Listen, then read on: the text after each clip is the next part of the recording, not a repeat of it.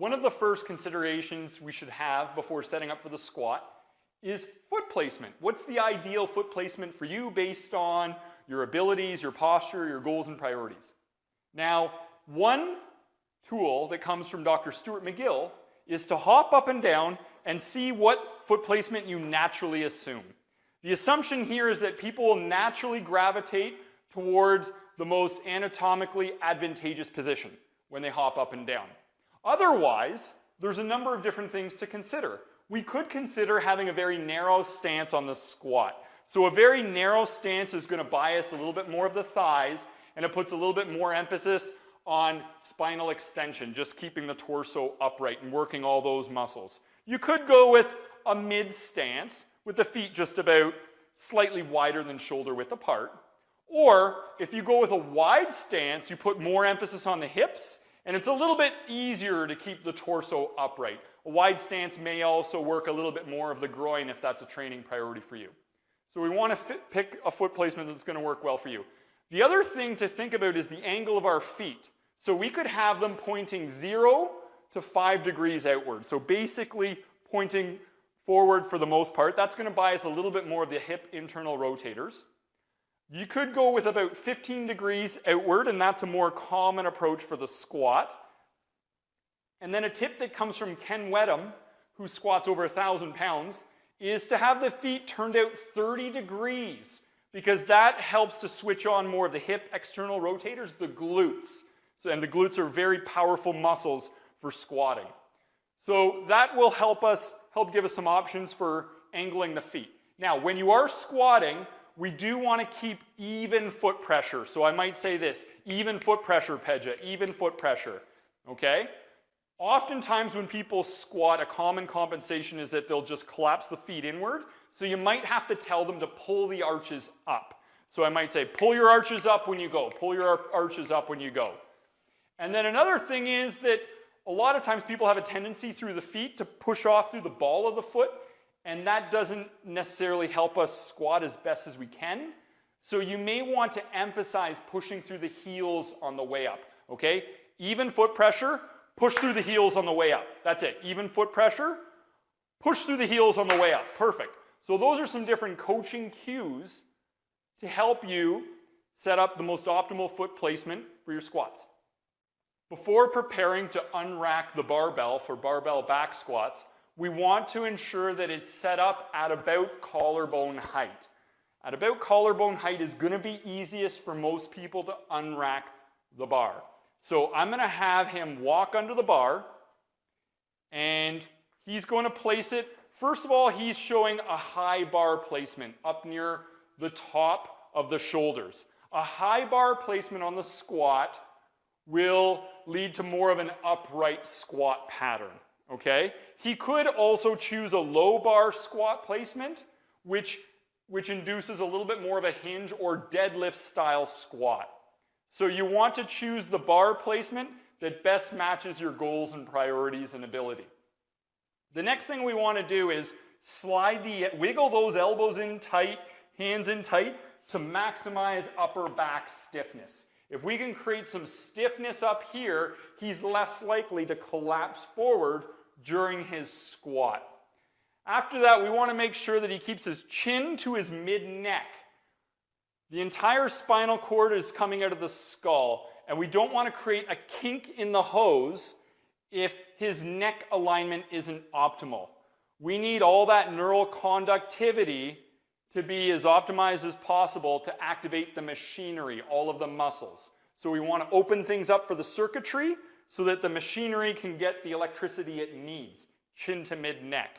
Then I'm going to have him stand tall to unrack the bar, and he's going to walk back from the rack. Now, we're going to have a breathing style decided upon in advance. There's a number of different styles.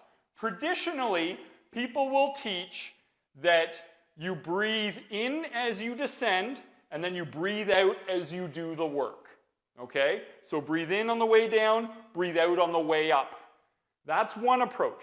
Another approach I like that I learned from Paul Chek was to breathe out on the way down, but breathe in on the way up, because as you breathe in, it brings you into extension. So that style is good for higher repetition sets, but if you're doing a very low repetition set or max strength, so something within about 1 to 5 reps or so, then it may be most ideal to just keep your air in the whole time and then just take a quick breath in and out at the top of each squat. And a cue that I learned from Chris Fudge is big air. So Chris says big air, and that reminds you to fill that core cylinder with air and keep it full of air till you go all the way down and up, and then you do your breathing from the top. And I think that's a great tip. And then what I would have him do before we proceed is squeeze the glutes hard. So squeeze the glutes hard before moving on to the next step. Step 1 on the descent on the squat is to unlock the knees. So Pedja's going to unlock the knees. Step 2 is to reach back with the hips and squat down while opening up the groin. Now this is big because Pedja, hold the bottom position of the squat. I want you to relax the groin. Relax the groin and look at how easy it is for me to push him around. Now open up the groin. Now he's like a statue. So opening up the groin will naturally help you to engage the hip external rotators, which gives you greater stability in the bottom of the squat. Now when he's descending, I want you to think about the torso like it's a pop can. I want to make sure that he doesn't dent the can, because a pop can has great structural integrity when it's full like that, but if you create a dent, you can collapse it easier. So I don't want him hyperextending his spine to compensate for movement, and I don't want him rounding or flexing the spine either. And I can feel with my hand along his low back, just do the squat, that there's not really any motion happening there at all. So we're keeping that core cylinder structural integrity maintained. Now, when he goes down, squat all the way down, I want to try to get him below parallel with the top of the thighs. I want him to go as deep as he generally can to get more glute engagement. A shallower squat is going to place more emphasis on the quads, but also in squat competitions, you need to get the top of the thigh below parallel.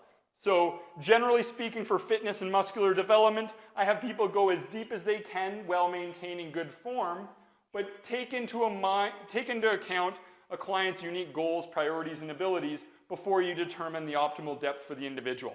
Now the other consideration is, go down into the bottom of the squat here, Pedja. The other consideration is the shin angle. Usually the shin angle should match the torso angle, okay? For a lot of squats, that's ideal. If you're going for maximum strength, one of the tips that comes from Ken Wedham is to keep the knees stacked directly over the heel at the bottom of the squat. And the reasoning is this. Imagine you're to set up a joist to hold up a roof. Do you want it holding up the roof at an angle, or do you want it holding it straight up? So that puts you in a biomechanically strong position if you're squatting a ton of weight. So keep in mind torso to shin angle as well. From the bottom of the squat, we want to make sure that the elbows are down and that they're not flaring back, because that'll collapse them forward on the way up. So elbows should be down. I'm going to have him squeeze grip the bar, because think of it like this. We want to raise the voltage of neural activity in his body, and if we squeeze grip the bar, that hypes up the nervous system. And then I'm going to say, push the ground away from you to come up. Push the ground away from you. And then we're going to progress back into the next squat. Now, a concept that comes from Ken Wedham again is treat every squat like it's 1,000 pounds. Keep everything tight. Pedja, just do some squats for me. I'm pushing everything. Keep everything tight. I shouldn't be able to shove him. I call this the bully squat. It helps reinforce that maximal tension in the body. It should feel like a full body contraction when you're doing it. That just helps you maintain more structural stability. How'd that feel, Pedja? Great. Oh, amazing.